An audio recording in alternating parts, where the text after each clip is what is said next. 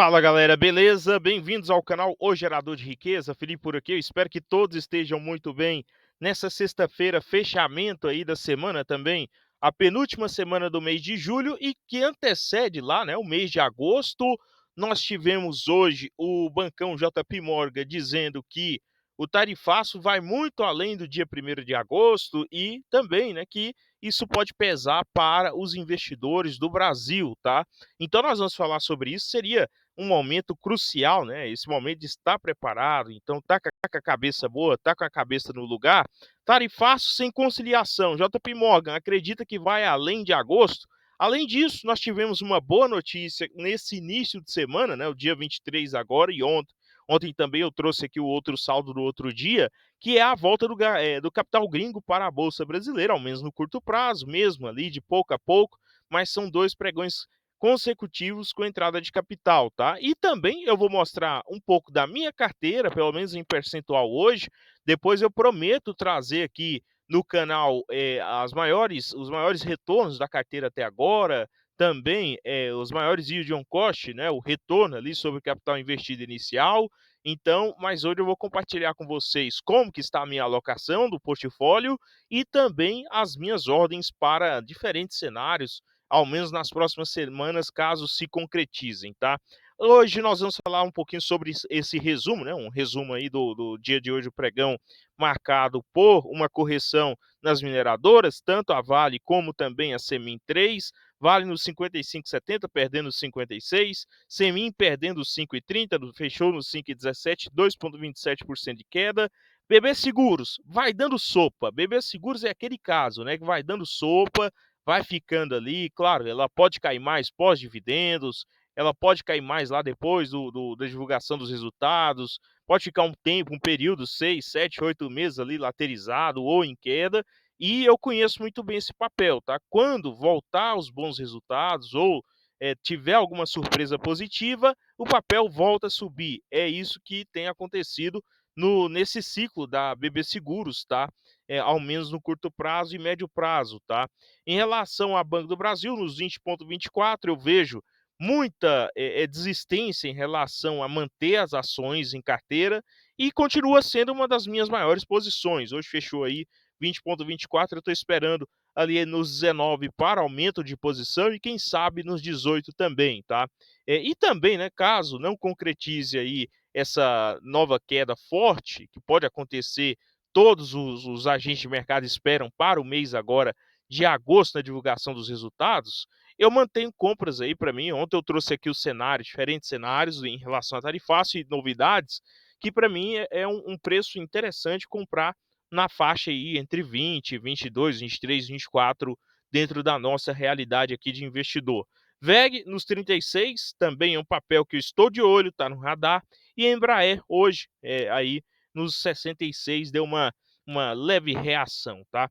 Então, pessoal, antes de falar sobre as notícias do dia, né, e informar vocês em relação a esses eventos, é importante salientar a inscrição no canal e também, se você já é inscrito, ativar os sininhos para não perder nenhum vídeo aqui, os próximos vídeos do canal, tá? Se esse conteúdo é útil também, compartilhe e comente aqui também a sua opinião sobre os temas mencionados. Primeiro, né, a notícia do dia que o JP Morgan, tá? Ele acredita que a incerteza sobre o tarifaço contra o Brasil pode ir muito além do dia 1º de agosto. Outro fator é equipe de Lula ouviu nos Estados Unidos que Trump não autorizou diálogo da Casa Branca com o Brasil. Esse diálogo, né, ele tem a ver com a notícia aí que um secretário de negócios da embaixada americana no Brasil diz que, né, os americanos têm interesse em terras raras ou em minerais raros, né? Então, sendo o Brasil aí o segundo maior, né, aí, em território, dono de minerais raros, tá? Então, esse fator pode fazer com que a negociação avance, porém, tá, o próprio presidente Lula, que também tem uma visão, tá, e discute até lançar algum tipo de política nacional nesse sentido de proteção em relação aos avanços aí, os olhares, né, do americano em relação a essas terras raras, tá? Então vamos acompanhar, ao menos tudo indica que o diálogo ainda está muito difícil, mas eu acredito que deve desenrolar sim algum diálogo no meio desse caminho, tá? Em relação a como que o mercado tem reagido a isso, principalmente capital gringo, nós tivemos capital externo na bolsa, aí dados da B3, dia 23 de julho, 170 milhões aproximadamente, né, 169, 63 milhões entrado, sendo que no ano ainda, no mês de julho, aliás, até o dia 23, é negativo em 4 bilhões, e no ano é positivo em 21 bilhões.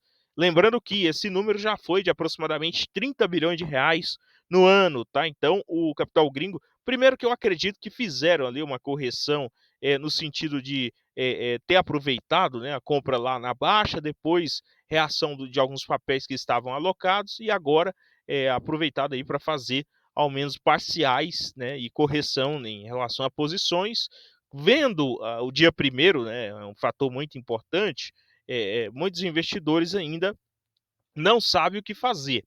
Aqui, tá, primeiro eu vou mostrar aqui a minha carteira e se o que é que faz sentido fazer nesse momento. As primeiras posições, né, claro, aqui, BB Seguros, tá, um pouco mais de 20%, depois o próprio Banco do Brasil com 16%, ISA Brasil com aproximadamente também 16%. Aqui o caixa também já é uma grande posição, tá, até porque na minha visão, final de 2024 e início de 2025, agora que começou a surgir grandes oportunidades, mas não tem sido grandes oportunidades como foi lá, por exemplo, no primeiro semestre de 2024. Eu lembro de BB Seguros negociar há muito tempo nos R$ 30 e eu fazer grandes aportes. E Banco do Brasil também, fora ISA Brasil, que agora voltou aos patamares de 22, Semin, então ali eu tinha uma posição menor em caixa, tá? Hoje eu tenho essa posição maior em caixa. Boa parte está em CDI em 120%. Aqui também tem alguma coisa nos 13% também está indexado a título do Tesouro Brasileiro e algo também indexado a ETF em dólar americano, aquele ETF que eu trouxe aqui para vocês nos vídeos recentes, o FIXX, tá? Então 11. Então aqui pensando em alocação também em dólar. Depois tem Taesa com 12%, depois tem Caixa Seguridade, aí tem Vale, né, e outros ativos em questão, tá? E em menor proporção, mas que entraram por último na carteira ou não estava no melhor preço para alocações maiores, tá? Então, aqui é o portfólio hoje, é 25 de julho de 2025. Eu vou trazer depois detalhado tanto o preço médio de cada um e vou trazer também detalhado o yield on cost, o retorno, né, do total aqui investido até agora desses ativos na carteira, tá?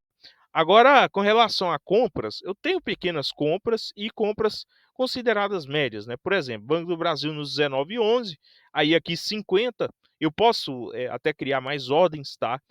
Tem ordens em venda de put, por exemplo, que não entra aqui, não dá para mostrar, mas olhando para compra mesmo, né? Por exemplo, Banco do Brasil nos 19,11, Engie Brasil 37,80, no próprio FIXX, né? Nos 98, que hoje ele negocia ali na casa dos 99,80, fechou hoje.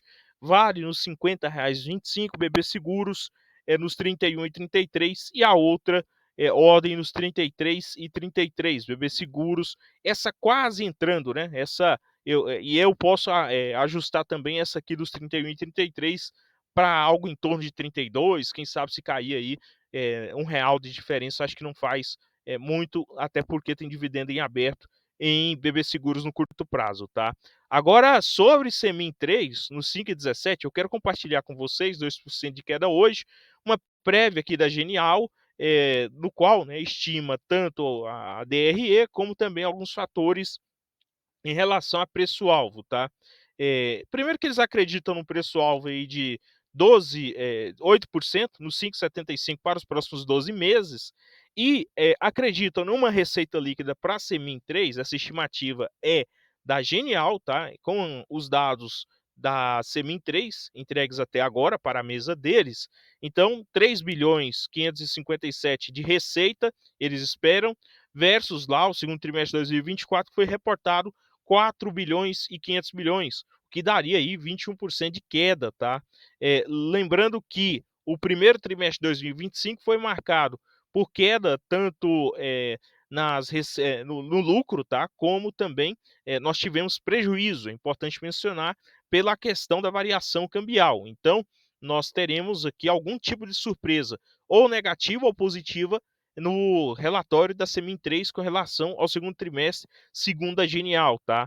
Aqueles acreditam no lucro de 414 milhões versus 516 milhões, ou cerca de 100 milhões a menos, ou 19,8%, quase 20% a menos de lucro com relação lá ao primeiro trimestre de 2020, o segundo trimestre de 2024, marcado, né, aí tanto por um preço menor, né, na venda de minério de ferro, como também, tá, por fatores de mudança em relação a novas rotas de venda por parte da Semin 3, focado tanto na Europa como também na Ásia, tá? Então, são fatores aqui que vamos aguardar e apreciar muito bem se faz sentido ou não.